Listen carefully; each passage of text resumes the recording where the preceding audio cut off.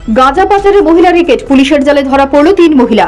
3.5 লক্ষ টাকার গাঁজা নিয়ে তেলিয়ামুড়া যাচ্ছিলেন তারা। হাওয়াইবাড়ি নাকা পয়েন্টে পুলিশের জালে পড়ল এই চক্রটি। খয়েরপুর থেকে তেলিয়ামুড়া পাচার হচ্ছিল 25 কেজি শুকনো গাঁজা। রাজ্যে গাঁজা পাচারের নতুন রেকেট।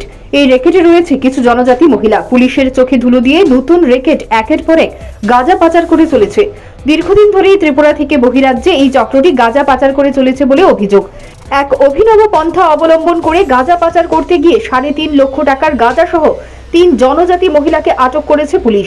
বৃহস্পতিবার সকালে গোপন খবরের ভিত্তিতে তেলিয়ামুড়া হাওয়াইবাড়ি নাকা পয়েন্টে 3 মহিলাকে গাঁজা সহ আটক করল পুলিশ। ঘটনার বিবরণ দিয়ে তেলিয়ামুড়া থানার ওসি রাজীব দেবনাথ জানিয়েছে, আগরতলার দিক থেকে TR01E 3229 নম্বরের একটি যাত্রীবাহী অটো তেলিয়ামুড়ার দিকে আসার পথে হাওয়াইবাড়ি নাকা পয়েন্টে তল্লাশি চালিয়ে মোট 25 কেজি শুকনো গাঁজা সহ পাচার বাণিজ্যের সঙ্গে জড়িত 3 মহিলা ও অটো গাড়ির চালক সহ মোট 4 জনকে আটক করে পুলিশ। পুলিশ জানিয়েছে, আটককৃত গাঁজার আনুমানিক বাজার মূল্য 3 থেকে 4 লক্ষ টাকা। তবে পুলিশ প্রাথমিক জিজ্ঞাসাবাদে জানতে পারে, আটককৃত 3 জনের মধ্যে একজন মনু, একজন আগরতলা এবং অপরজন ডুম্বুরের বাসিন্দা। তবে গাঁজা পাচার চক্রের সঙ্গে জড়িত চুনোপুটিদের আটক করতে সক্ষম হলেও পুলিশের ধোঁয়াছোঁয়ার বাইরে রয়েছে রাঘব বোয়ালরা। অভিযুক্তদের বিরুদ্ধে NDPS ধারায় মামলা নিয়ে ঘটনার তদন্ত করছে পুলিশ।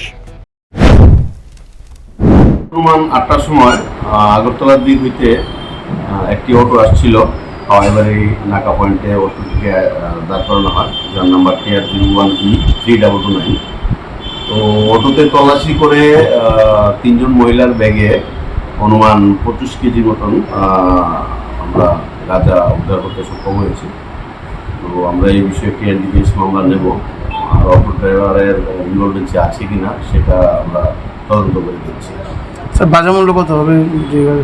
পজ করে আর আনুমানিক বাজার মূল্য হবে 3,50,000 টাকা।